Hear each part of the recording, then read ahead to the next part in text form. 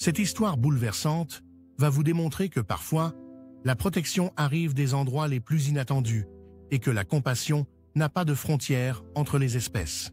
Quand Elena embarqua pour son voyage de recherche au Cameroun, jamais elle n'aurait imaginé que sa vie basculerait de manière si dramatique et imprévisible.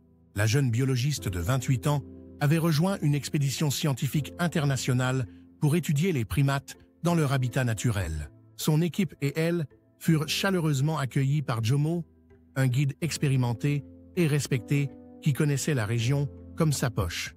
Dès leur arrivée au camp de base, Jomo les mit en garde avec une gravité inhabituelle dans la voix. La forêt peut être impitoyable, surtout quand on s'éloigne des sentiers balisés, répéta-t-il plusieurs fois avec insistance.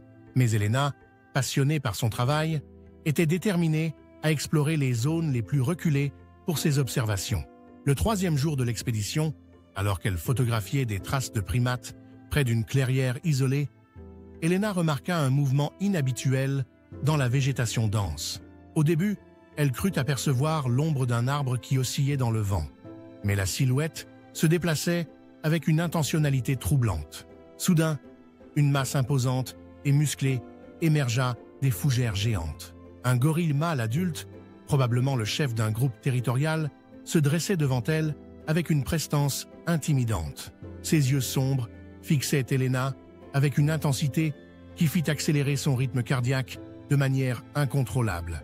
L'animal, haut de près de 2 mètres, battait sa poitrine avec des coups sourds et retentissants qui résonnaient dans toute la forêt. Elena sentit une terreur s'emparer de tout son être. Instinctivement, elle tenta de reculer prudemment, mais son pied glissa sur une racine glissante et traîtresse.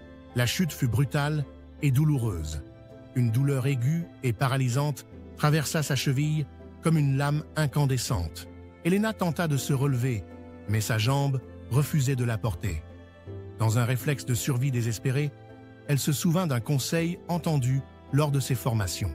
Faire le mort pouvait parfois désarmer l'agressivité des grands primates. Sans réfléchir davantage, Elena s'effondra au sol, forçant son corps à demeurer parfaitement immobile et inerte. Elle ferma les yeux et contrôla sa respiration, essayant de faire croire qu'elle ne représentait aucune menace. Chaque seconde semblait s'étirer comme une éternité angoissante. Le silence de la forêt fut soudain brisé par le bruit lourd et méthodique des pas du gorille qui s'approchait. Elena sentit le souffle chaud de l'animal sur son visage. Puis, ses narines dilatées qui reniflaient minutieusement chaque partie de son corps. La panique absolue s'empara d'elle quand une main énorme et rugueuse effleura délicatement son bras blessé. Mais au lieu de l'agressivité attendue, le contact était étonnamment doux et précautionneux. Le gorille émit un grondement sourd, mais ce n'était pas un avertissement menaçant. C'était plutôt un son interrogateur et curieux.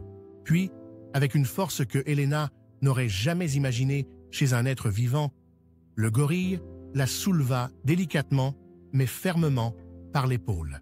La terreur d'Elena atteignit son paroxysme.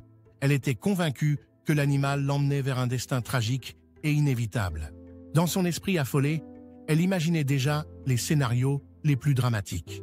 Mais quelque chose dans la manière dont le gorille la portait contredisait ses craintes les plus sombres. Ses mouvements étaient mesurés et protecteurs, comme s'il prenait soin de ne pas aggraver sa blessure. Après ce qui sembla une marche interminable à travers la végétation dense et impénétrable, le gorille s'arrêta finalement. Elena ouvrit prudemment les yeux et découvrit qu'il se trouvait dans un abri naturel, protégé, formé par d'énormes rochers et une végétation épaisse. Le gorille la déposa avec une précaution surprenante sur un tapis de mousse sèche. Elena s'attendait au pire, mais l'animal se contenta de s'installer calmement à l'entrée de l'abri. Ses yeux scrutaient attentivement les alentours, comme un gardien vigilant et dévoué. C'est à ce moment qu'Elena commença à comprendre que quelque chose d'extraordinaire était en train de se produire. Le gorille ne cherchait pas à lui faire du mal. Au contraire, il semblait la protéger activement contre d'autres dangers potentiels. Elena se rappela alors que cette région abritait des prédateurs redoutables comme les léopards et les hyènes qui rôdaient fréquemment à la tombée du jour.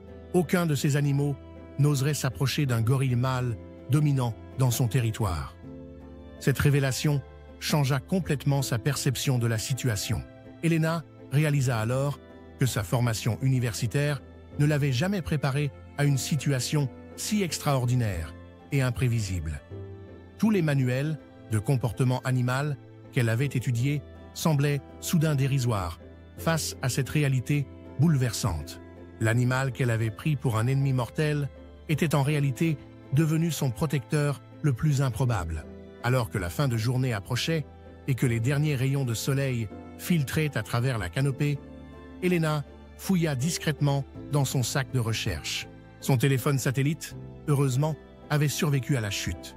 Avec des gestes lents pour ne pas alarmer son gardien improvisé, elle composa le numéro d'urgence de l'expédition. « Jomo, c'est Elena », murmura-t-elle dans l'appareil. « Je suis blessée et perdue, mais je crois être en sécurité pour le moment. » Le guide, inquiet, lui demanda de décrire précisément sa situation.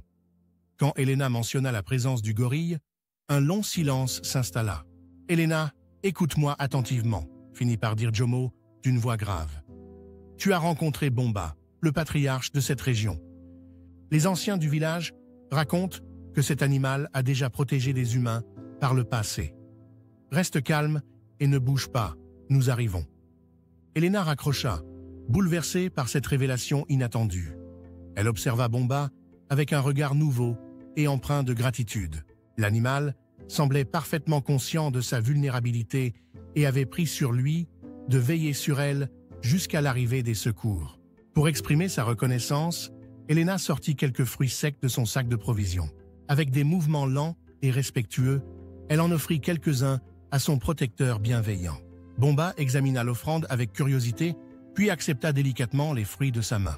Ce moment de communion silencieuse entre deux espèces si différentes était d'une beauté saisissante.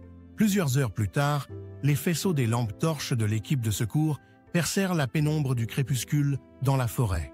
Jomo et ses hommes approchèrent avec une prudence respectueuse, conscients de la présence du gorille.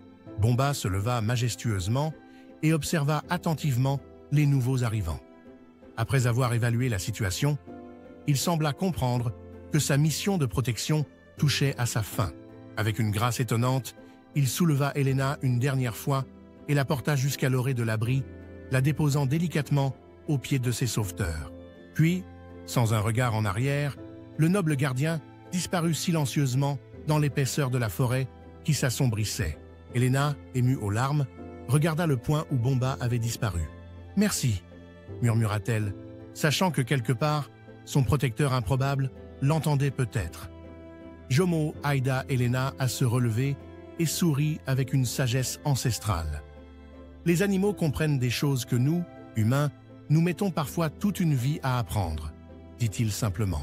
Cette expérience extraordinaire transforma à jamais la compréhension qu'Elena avait de la relation entre l'homme et l'animal. Elle réalisa que la compassion, la protection et l'empathie ne sont pas des privilèges exclusivement humains. Dans les profondeurs de la forêt camerounaise, un gorille avait choisi de voir au-delà des différences d'espèces pour protéger une vie en danger.